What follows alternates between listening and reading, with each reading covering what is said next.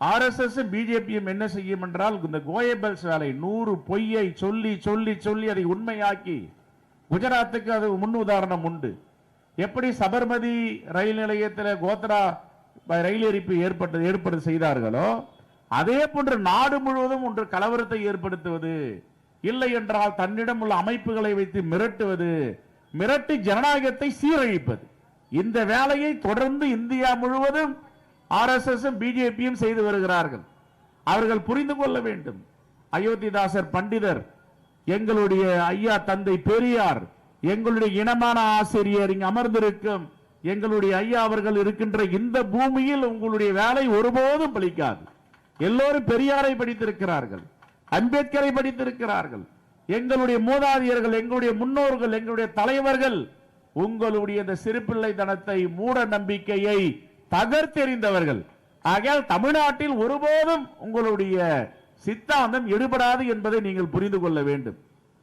இன்று உலகமே நேற்று திருப்பரங்குன்றத்தை பார்த்தது. வரலாற்றில் மிகப்பெரிய ஒரு கருப்பு புள்ளி. இந்திய அரசியலமைப்பு சட்டம் எழுதும் போது புரட்சியாளர் அம்பேத்கர் ஒரு இடத்திலே குறிப்பிடுகிறார், அருமையான பெட்டகம், அருமையான அரசியலமைப்பு சட்டம், the first class Indian constitution, third class மக்களிடம் போய் இது சேர்ந்து விடக்கூடாது என்று சொன்னார். நேற்று என்ன நடந்தது? அரசியலமைப்பு சட்டத்தை வைத்து சட்டத்தை இயற்றிய புரட்சியாளர் அம்பேத்கர் என்ன சொன்னாரோ அதை வளைத்து வளைத்து எழுதி நீதியை நிலைநாட்ட வேண்டிய இடத்தில் நாங்கள் சீர்குலைப்போம் நீதியையும் பொது அமைதியும் என்று ஒரு தீர்ப்பு வருகிறது என்றால் இது எந்த அளவிற்கு வன்மம் இருக்கிறது என்பதுதான் நாம் கூர்ந்து கவனிக்க வேண்டும். தமிழ்நாட்டை சார்ந்த நாம் தமிழர்கள் ஒன்றை புரிந்து கொள்ள வேண்டும். இது அமைதி பூங்கா, வந்தாரை வாழ வழிக்கும் தமிழகம் என்று பல முறை நம்முடைய முன்னோர்கள் சொல்லி இருக்கிறார்கள்.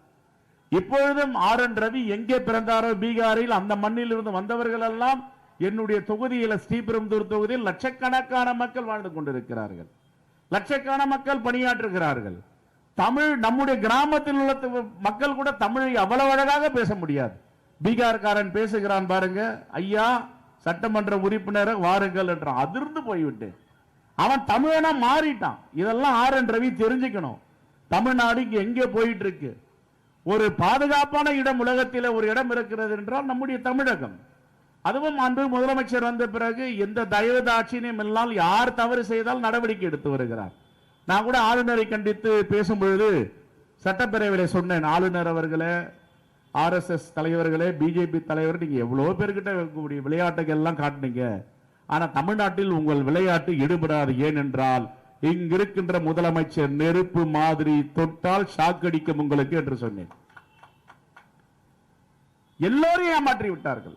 மிகப்பெரிய ஜாம்பவான் லல்லு பிரசாத் யாதவ், அவரையே மாய்த்து விட்டார்கள். மிகப்பெரிய ஜாம்பவான் பால் தாக்கரேவுடைய மகன், கொள்கை ரீதியாக அவர்களுக்கு நமக்கு முரண்பாடு இருந்தாலும் ஒரு மிகப்பெரிய ஆளுமையாக மகாராஷ்டிராவில் இருந்தவர்கள், அவர்களை வீழ்த்தி விட்டார்கள். தமிழ்நாட்டை மட்டும்தான் வீழ்த்த முடியவில்லை. ஏனென்றால் இந்த மண்ணில் அவர்கள் கால் வைக்க முடியாது. அவர்களுக்கு உரிய மண் தமிழ்நாடு இல்லை என்பதை அவர்கள் புரிந்து கொள்ள வேண்டும். ஆகையால் தான் ஆளுநர் என்ற அதிகார வர்க்கத்தை வைத்து, அதிகாரம் உள்ளவரை வைத்து ஏதாவது சேட்டைகள் பண்ணலாமா, ஏதாவது தொந்தரவு கொடுக்கலாமா, இவர் போய் அரசு அலுவலகங்களை ஆய்வு செய்வார். இங்க பாருங்கள், சாதி கலவரம் நடக்கும் இடத்தில் நீதிமன்றம் என்ன சொல்லுகிறது? என்ன சொல்லுகிறது நீதிமன்றம்? அமைதியை நிலைநாட்டுங்கள். ஆனால் அமைதியை நிலைநாட்ட வேண்டிய நீதிமன்றம் நேற்றுக்கு அமைதியை சீர்குலைப்பதற்காக மத்திய படையை நான் அனுப்புகிறேன். என்ன தேவை இருக்கிறது? இதைதான் கேட்கிறார்கள், எல்லோரும் கேட்கிறார்கள். நமக்கு வேண்டாத வேண்டிய எதிர்க்கட்சிகள் அனைவரும் இதை பேசுகிறார்கள். தமிழ்நாட்டிற்கு இது மிகப்பெரிய ஆபத்து. நம்முடைய காவல்துறை இருக்கிறது. ஒரு கலவரத்தை ஏற்படுத்திருக்க மத்திய படையை பயன்படுத்தலாமா? அடுத்த கட்டம் என்ன? ராணுவத்தை வர வைப்பாங்க. ராணுவ படையோடு சென்று நீங்கள் இந்த தீபத்தை ஏற்றுங்கள். ஆச்சரியப்படுவதற்கு ஒன்றுமில்லை. இவர்களுடைய தீர்ப்பு எல்லாம் இப்படித்தான் வந்து கொண்டிருக்கிறது.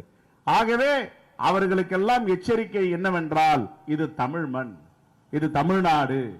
எங்களுடைய தலைவர் பெருமக்கள்லாம் சாதாரண தலைவர் பெருமக்கள் இல்லை. இந்த இந்தியாவிற்கு வழிகாட்டிகள், இந்த இந்தியாவை மேம்படுத்த முயற்சி செய்தவர்கள். தமிழ்நாடோட எங்க எல்லை கடந்து விடவில்லை. பீகாரில் ஒருவன் அவமானப்படுகிறான், ஒடுக்கப்படுகிறான் என்றால் இங்கிருந்து ஒரு குரல் தீப்பொறியாய் எழும்பி அங்கே போகும். இதுதான் தமிழ்நாடு தமிழர்களுடைய நாகரிகம், இவர்களுடைய வரலாறு. இதையெல்லாம் புரிந்து கொள்ளாமல் ஆர்.என். ரவியும் அவருடைய RSS கும்பலும் ஏதாவது அசைத்து பாட்டு விடலாம், ஏதாவது ஆட்டி பார்த்து விடலாம், கூட்டணிக்குள்ளே குழப்பத்தை ஏற்படுத்தி விடலாம். ஒருவர் வடக்கே போகிறார், ஒருக்கு கிழக்கே போகிறார், மேற்கே போகிறார், தெற்கே போகிறார் என்றதை எல்லாம் உள்ளே இறக்கலாம், குளிர்காயலாம் என்று நினைத்தார்கள். எல்லாவற்றையும் தகர்த்து எரிந்து உங்களை எல்லாம் தமிழ்நாட்டு மக்கள் அடையாளம் கண்டு புறமுதகிட்டு ஓட வைப்பதுதான் தமிழ் நிலம் என்பதை நீங்கள் புரிந்து கொள்ள வேண்டும். ஒரு ஆளுநர் சட்டப்பேரவையில் நாங்கெல்லாம் உட்கார்ந்து இருக்கிறோம், வருகிறார். மரபு என்ன? பெரும்பான்மை மக்களால் தேர்ந்தெடுக்கப்பட்ட ஒரு ஆட்சி நடக்கிறது. பெரும்பான்மைகளுடைய தேர்ந்தெடுக்கப்பட்ட ஆட்சியின் அமைச்சரவை ஒரு கூட்டத்தில் முடிவு செய்கிறார்கள். ஆளுநர் எதை பேச வேண்டும் என்று தயார் செய்து, இது எங்களுடைய தமிழ்நாட்டு நலனுக்காக ஏற்பாடு செய்கின்ற ஒரு உரை, இந்த உரையை படியுங்கள், எங்களுடைய திட்டம் வரவு செலவு இவ்வளவு வைத்திருக்கிறோம், நீங்கள் இதை முன்னுரை ஆற்றுங்கள் என்று அழைத்தால், இவர் அழித்து திருத்தல் செய்து இவர் சேர்த்து இவர் படிக்கிறார் என்றால், இவர் என்ன அரசியலமைப்பு சட்டத்தை விட மேலானவரா? தமிழ்நாட்டு மக்களுடைய மேலானவரா? பெரும்பான்மைக்கு மக்களுடைய தேர்ந்தெடுக்கப்பட்ட ஆட்சி தமிழ்நாட்டில் நடந்து கொண்டிருக்கிறது. அப்ப அரசியலமைப்பு சட்டம் என்ன சொல்லுகிறது?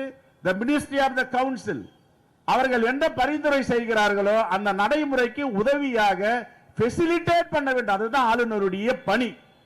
இதை படித்தும் தெரிந்தும் தெரிந்து கொள்ளாமலும் இருந்து இப்படிப்பட்ட அட்டுழியத்தையும் அநியாயத்தையும் செய்கிறார் என்றால் இது வன்மையாக கண்டிக்கத்தக்கது. அங்க நாடாளுமன்றத்தில் எங்கள் தலைவர் ராகுல் காந்தி பேசும்போது வாய் திறக்க முடியவில்லை. நாடாளுமன்றம் ஸ்தம்பித்து நிற்கிறது. மக்கள் மன்றத்தில் கேட்கிறார், உலகத்தில் எல்லாம் என்ன செய்வார்கள்? நாம் கேள்விப்பட்டதெல்லாம் பணம் கொடுத்து வாக்கை திருடுவார்கள் என்று கேள்விகள். ஆனால் என்னுடைய வாக்கு நான் போட முடியவில்லை, உன்னுடைய வாக்கை நான் திருடுவேன் என்று வாக்கு திருட்டு கூட்டம் தான் இதையெல்லாம் இங்கே செய்து கொண்டிருக்கிறது. எவ்வளவு துணிச்சல், எவ்வளவு 100 ஆண்டுகள் போட்ட திட்டங்கள். நான் இந்திய மக்களுடைய வாக்கை நான் தீர்மானிப்பேன் யாருக்கு போட வேண்டும் என்று. நான் இறந்தவர்களுக்கு வாக்குரிமை கொடுப்பேன், உயிரோடு இருப்பவர்களுக்கு வாக்குரிமை கொடுக்க மாட்டேன். 60 சதுர அடியில் ஒரு ரெஸ்டோ பாரில் 1000 வாக்குகளை என்னால் கொடுக்க முடியும்.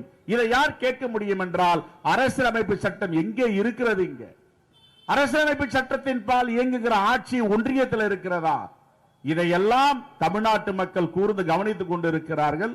வருகின்ற தேர்தலில் என்னெல்லாம் இவர்கள் மிகப்பெரிய திட்டங்களை போடுகிறார்களோ தகர்த்து எரிந்து மீண்டும் இந்த பாசிச சக்திகளுக்கும் மதவாதிகளுக்கும் எதிரான இப்பொழுது நடைபெறுகின்ற ஆட்சி மீண்டும் தொடரும். உங்களை துடைத்து எரிவோம், தகர்த்து எரிவோம், தமிழ்நாட்டை விட்டு விரட்டுவோம் என்று சொல்லி இந்த அருமையான கண்டன ஆர்ப்பாட்டத்தை ஏற்பாடு செய்த ஆசிரியர் அவர்களுக்கும் திராவிட கழகத்திற்கு என்னுடைய மனமார்ந்த வாழ்த்துக்களை தெரிவித்து விடைபெறுகிறேன். நன்றி, வணக்கம், ஜெய் ஹிந்த்.